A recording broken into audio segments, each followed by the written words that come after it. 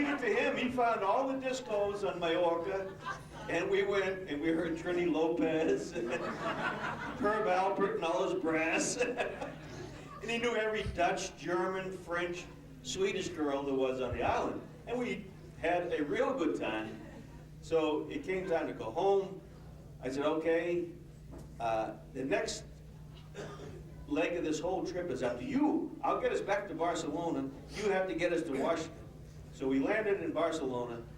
I looked out of the plane and window, and there on the tarmac, I saw a little U.S. Navy plane, Piper Cub.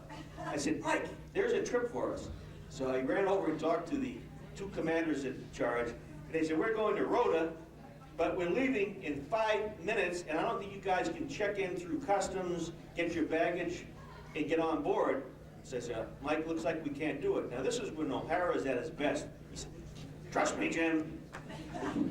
Dove into the compartment of the plane, and like Pluto digging sand at the beach, next thing I know, all of these bags are flying all over the tarmac, and these little Spanish guys, no pasea, no senor, don't do that, don't do that. He's throwing bags all over, and he grabbed our 2 bags, and we ran to the Piper Cub, and these 2 Navy commanders laughed. They said, we never saw this kind of a show before. So we got into a Navy base in southern Spain called Rota. And he said, how am I doing? I said, doing real good, Mike. You know, I got us US-1, you got us a Piper Cub to Rota. But if you can get us back to Washington, we're in good shape. So he said, watch me in action. So he walked up to the air operations, and it was a salty old chief there. He said, hello, Chief.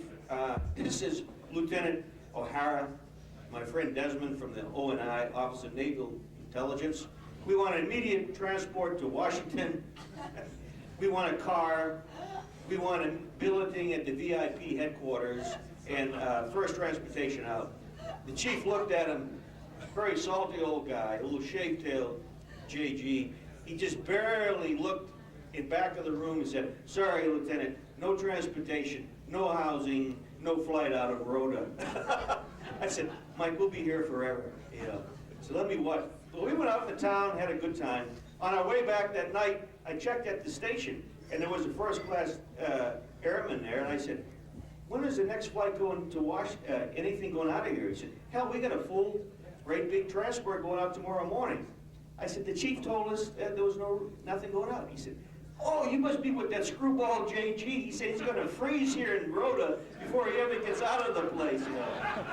So I said, yeah, I'm with him. So he said, well, check with the commander of the plane in the morning. So I went down, checked with him. I said, Mike, you stay in the car. I'll handle this. So I said, Commander, you have anything going to out of the States? He said, yeah, we got a plane going to Patuxent, Naval Air Station, Southern Maryland, 0800 tomorrow morning.